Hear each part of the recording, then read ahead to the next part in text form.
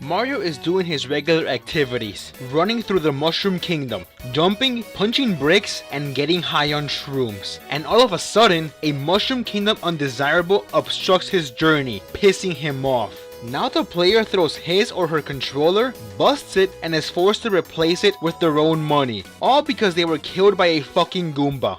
Okay, reality speaking, not every single minor enemy is going to infuriate players while playing the games. Some of these unethical swine are pathetic to the point where you would feel like a complete moron if they killed you. But not every enemy is a simple walk in the park. Challenge is what makes them fun after all. Unless those tests are absolutely annoying. And Mario being the face of Nintendo, it's no surprise that annoying enemies roam around as pesticides to, well, annoy players. Throughout every experience of playing these games, the simple sight of these enemies is just cringeworthy. Now to see and feel why that's the case. Little jumpy platform, the little... you fuck! Why did they do that? Super Mario Sunshine is a weird one. Being undeniably the weakest of the 3D Mario platformers, it's no surprise that it is plagued with some really questionable enemies and game designs. One of those enemies is the annoyance-inducing, I guess it's a bird, Cataquack. As Mario saves the lighthouse from the goop and enters Gelato Beach, these suction-walking things are literally inhabiting the entire beach. Approaching them will trigger their territorial instincts, and they will charge straight at the mustachioed plumber. If hit, Mario will be sent several meters into the air, and one better know how to adjust the directional influence, or else the individual might just end up being stuck in between their hits, like a kid in a cage trampoline. Even worse are the red ones, because unlike the blue ones who just throw Mario around, they inflict damage, so repeated attacks from them could lead to a tailing from the Grim Reaper. In the Peach Beach course in both Mario Kart Double Dash and Mario Kart Wii, they serve as massively irritating obstacles, flinging the player a few meters above sea level for about 2 seconds, which is an eternity for a racing game. But the worst case scenario with these Suction Cup beakheads is in the Watermelon Festival in Super Mario Sunshine, where Mario must take the giant melon up in the amphitheater to the cabana. But these savage big-beaked vegetables will destroy it with the most minuscule of collisions. They're like little Negro savages aggressively attacking the watermelon. Good thing Mario doesn't carry any fried chicken with him. Little jumpy platform, the little... you fuck! Why did they do that? It was... This low-lying... Blooper!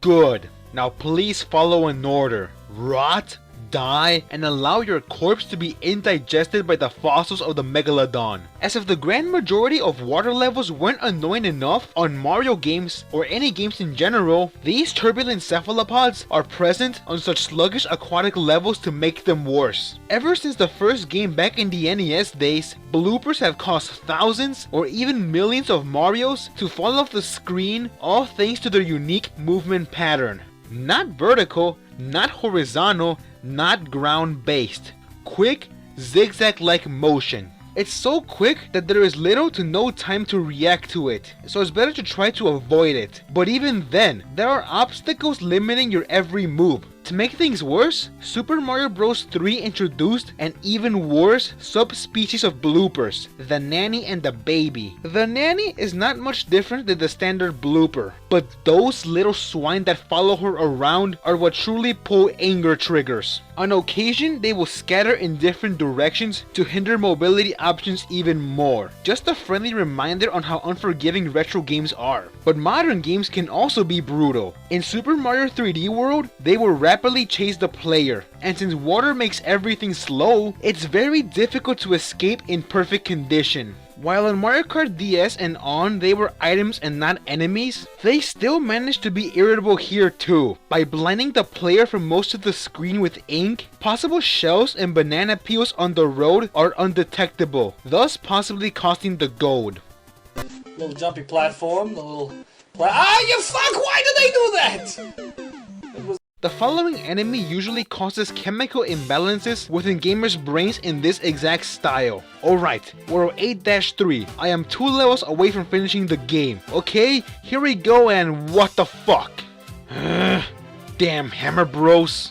For any poor soul who walked the road on the final section of World 8-3 in the original Super Mario Bros., the Hammer Bros are guaranteed to cause rectangular controllers to be thrown at the gray brick of a console. A helmet-wearing Koopa that throws hammers might not sound too threatening, but once encountered, prepare for a hammer precipitation. Hammers are thrown at lightning-fast succession, making it near impossible to get through unscathed. And to add salt to the wound, they have no particular pattern. One time, they could keep throwing them for 5 seconds before a jump, the next only 2 seconds. And on top of that, there is only a few frames where Mario can pass through before the Hammer Bro lands back. It's even worse when using Super Mario, because a larger hitbox equates to less time to get through. On sections with extra platforms, more than one Hammer Bro will greet Mario in most occasions. Even here, they are unpredictable. One time, they will move up or down one platform, and the other completely jump to the other extreme. And again, no pattern, so risks need to be taken. They make a comeback in Super Mario Bros. 3, and again, they are a massive pain in the ass. But as soon as the games go to a third dimension, Hammer Bros no longer become so threatening. Since now the player can move in more than one direction, their hit range becomes so limited. Now they feel more like a wannabe thug. A lot of bark, little bite. Little jumpy platform, the little... you fuck! Why did they do that? It was... Sometimes it's a good thing that some pesky pesticides never make a return after their debut. A case of this occurrence happens to be the aquatic nightmare from Super Mario World, Rip Van Fish.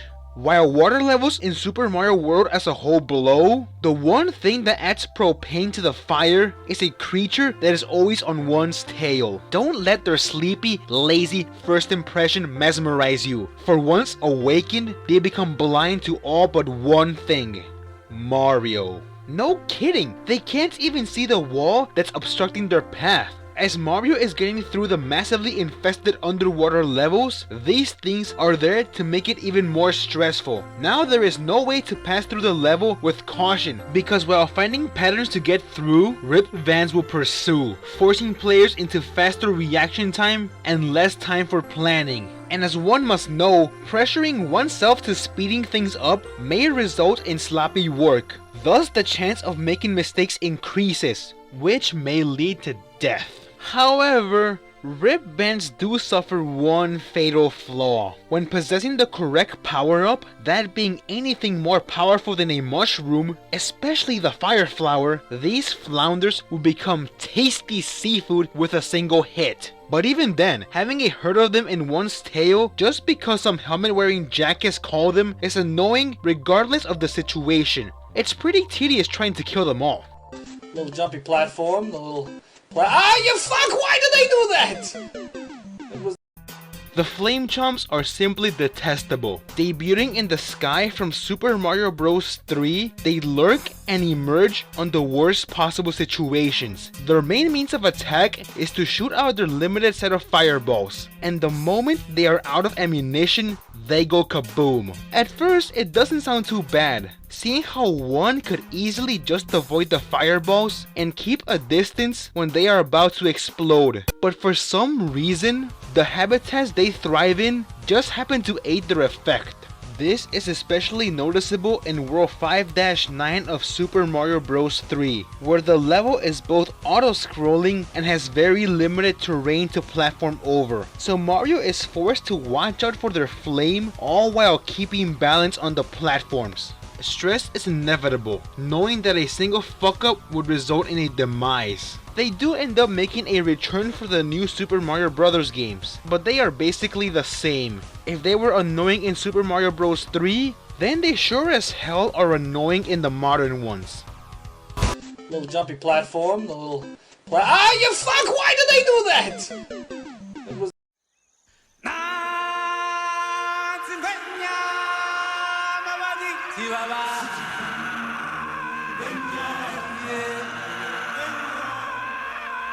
angry sun.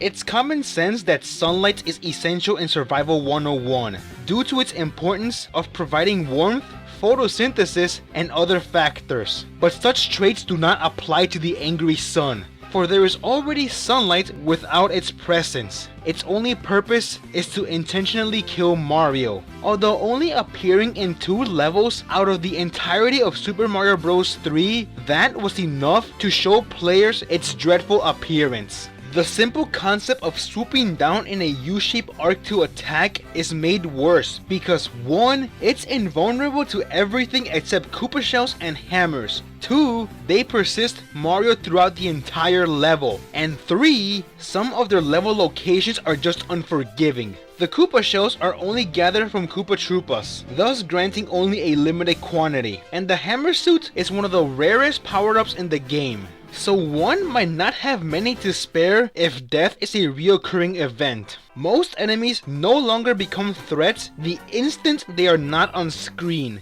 but the angry sun will never leave. Mario is forced to finish the entire level while avoiding its scorching corona. This is especially noticeable in World 8-2, where it follows Mario on areas with no base ground and only bouncy music blocks to land on. These same levels, without the solar hazard, will still be challenging, so they just act as an extra obstacle to increase pressure to an already difficult level. It's like riding down a dangerous, unstable road while having a hitman tailing. There is no time to stop and plan, yet the road is too dangerous to rush through.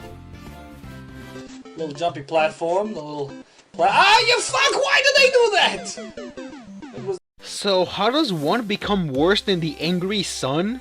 Well, how about they come in a never-ending line? Such description only applies to the Phanto, the masked stalkers from Super Mario Bros. 2, or Super Mario USA, or that one with the Japanese names and the Arabic-looking people. The only times this face intersects with the player's journey is when they grab a key to open a door. What initially sounds basic will ultimately foresee a true terror man will tremble upon. Most of their attack patterns are very similar to that of the previously mentioned Angry Sun, in which they both never leave Mario alone and only serve as an extra obstacle in already challenging levels. But the key difference that makes Phanto worse is the fact that they are even more persistent. Entering the subspace will not stop them, as they too could travel between dream physics. One might think that since they only follow because the key was stolen, when dropping it, it will keep them away. Okay, but now the level can't be completed because the key is the only item that allows access to the next part of the level. Only one form of attack will defeat them. Stop time and hit them with a star power. But that will prove not very effective, since one will instantly replace the former. They keep coming back. They reproduce like flies. Nothing can get rid of them. Player is forced to rapidly find the correct door, because as the clock ticks, the Phanto closes the gap. And soon, nighty night. Little jumpy platform, the little... you fuck! Why did they do that? Insta-kill attacks are obnoxious, such as the one inhabiting a Cheep with a hippopotamus mandible, the fat bastard Boss Bass. While most Cheep travel as wandering aquatic nomads, the Boss Bass is a predator, and on the menu specifically describes a long-tongued reptile who for some reason wears shoes and 3 mustached men. In their debut back in Super Mario Bros. 3, this thing would never keep Mario or Luigi off its sight. It's always there, waiting. Once an Italian mustachioed stepped down to sea level or swam, its ambush predator instincts are activated, and regardless of the power-up, a life will be lost. Once one of the bros falls into the melted ice liquid, escape must occur within a blink of an eye, or else they will be eaten like sitting ducks. And one might think that simply throwing a fireball or block at it will put an end to that fish. Oh, how naive. Yes, that one organism will meet demise, but the species is like rats in downtown New York. Kill one just for it to be replaced by another. They'll be back, and back, and back. And holy shit is this infuriating. And that's not all. They return in both Super Mario 64 and Yoshi's Island DS. In 64, their habitat is the large portion of Tiny Huge Island. Here, they are easily avoidable, so they're not really a threat.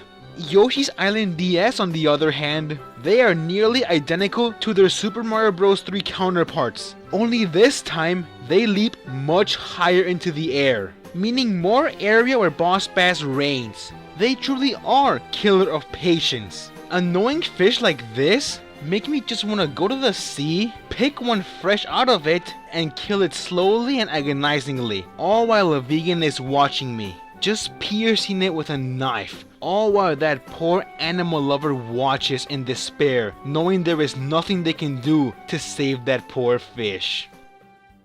Little jumpy platform, the little... you fuck! Why did they do that?